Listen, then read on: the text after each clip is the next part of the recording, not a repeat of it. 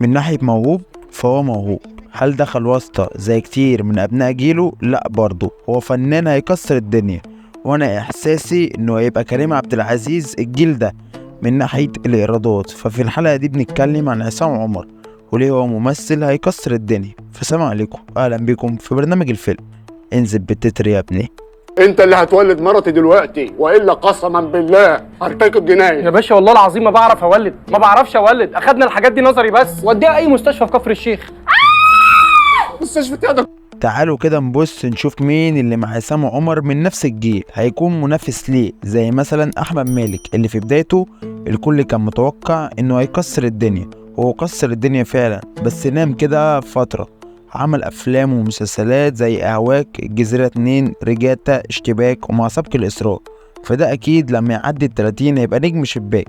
تاني واحد هو احمد داش اللي عمل برضه حاجات بطولة مطلقة جامدة جدا. تالت واحد هو طه دسوقي اللي بنتوقع له مستقبل باهر برضه. وعندك نور النبوي اللي بقى نجم شباك خلاص من دلوقتي، فيلم الحريفة اللي جاب لحد دلوقتي 64 مليون جنيه وبقى رقم 1 السنة دي. بس أنا شايف إن عصام هيبقى أقوى واحد في الجيل ده، وهيبقى نجم الشباك الأول للجيل ده. وهو لحد دلوقتي أداؤه التمثيلي مش أقوى حاجة، لكن أنا متأكد إنه مع مرور الوقت هيبقى متمكن جدا من أي دور بيلعبه.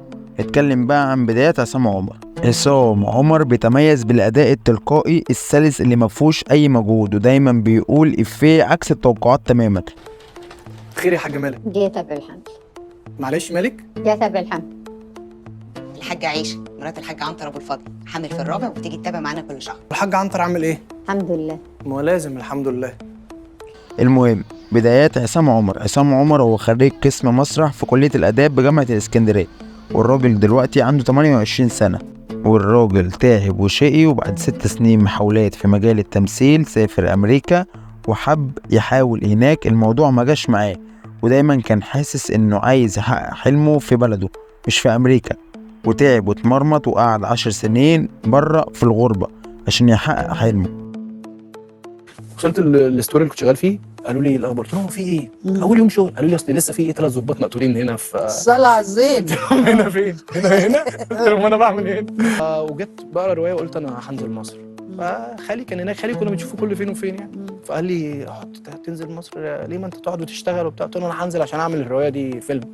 وشارك في حاجات زي سيت كوم لما تامر ساب شوقية، ولا تطفئ الشمس، وعمل سنة 2018 الفيلم القصير الجامد جدا اللي بالنسبة لي ده أقوى أداء تمثيلي لعصام عمر، بطل رأس السنة. ايه يا بنت ما بترديش ليه؟ معلش. انا برن عليكي من ياما عايز اتكلم معاكي. ما انا شايفاك رنيت عليا كتير. ازيك يا امينه؟ وحشتيني جو. قولي لي انت عامله ايه؟ الفيلم القصير ينزل سنة 2018. طريقة إبداعه في اللكنة الصعيدية أكتر من رائعة، من أحسن الشباب اللي قدموا دور الصعيدي كده بجد. أول ما اتفرجت على الفيلم كنت فاكره شاب صعيدي من كتر ما أداؤه واقعي. وعمل برضه أفلام قصيرة تانية زي فيلم شيفت مسائي.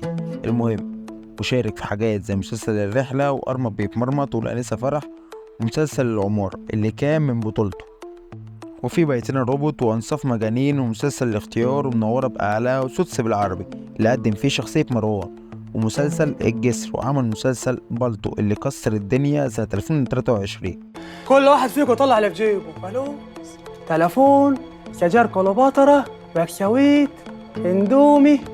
هي دي عندنا في الفلاحين يا دكتور يعني اسهال. يا نهار اسود، ده انا قلت لها انا وبابا بنتمشى في الصاله. يا سلام. طب الحقيقه يا مس حلميه عشان ما تفضحنيش في البلد. لا لا يا تفضح. خير يا حاجه مالك؟ جيت بالحمد. معلش مالك؟ جيت بالحمد. بالظبط. شارع ايه يا ابني؟ دي قريه. قريه ازاي يعني؟ قريه سياحيه. حاجه كويسه. سياحيه مين يا ابني انت؟ هو دي قريه في كفر الشيخ. كفر الشيخ؟ كفر الشيخ مركز مطوبس. مطوبس ايه؟ ما اللي قبلي راح المعادي، واللي قبليه وديته مدينه نصر. نزلني جنب مدينه نصر. حاجه. ما هو مش الواد ده اللي تعبان.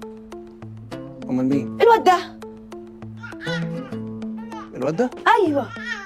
اكلت الواد ده فول؟ ايوه يا دكتور اكلت الفول. الواد اللي عنده اسبوعين ده اكل فول؟ هرتكب جنايه. يا باشا والله العظيم ما بعرف اولد، ما بعرفش اولد. اخدنا الحاجات دي نظري بس، وديها اي مستشفى في كفر الشيخ. مستشفى. وكان رقم 1 مع جعفر العمدة في السنة دي، شخصية الدكتور عاطف الجامدة دي اللي أنا متأكد لو حد تاني غير عصام كان عامل الدكتور عاطف الدور ما كانش هينجح أوي كده.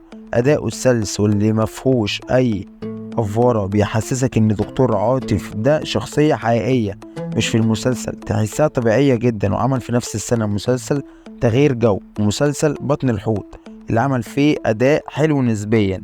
ومستنيين لعصام عمر 4 أعمال هينزلوا السنة دي، مسار إجباري اللي هينزل في رمضان، و3 أفلام منهم فيلم فرقة موت مع أحمد عز، وفيلم البحث عن منفذ لخروج السيد رامبو، وفيلم نص الشعب اسمه محمد. وبس كده، انزل بقى اعمل لايك واشتراك والحاجات الجميلة دي. كان معكم يوسف وائل من برنامج الفيلم. انزل بتتر النهاية يا ابني. واحدة صحيت رشوق الليف. ايه؟ قلت ايه دلوقتي؟ واحدة صحيت رشوق الليف، جالك تعيينك هناك، ايه اللي مش مفهوم في كده؟ لا انا فاهم ان شغلي في ترشيح خليل، بس انا مش عارف الاسم ده اسم ايه؟ اسم شارع ولا المستشفى ولا الحاره ايه بالظبط؟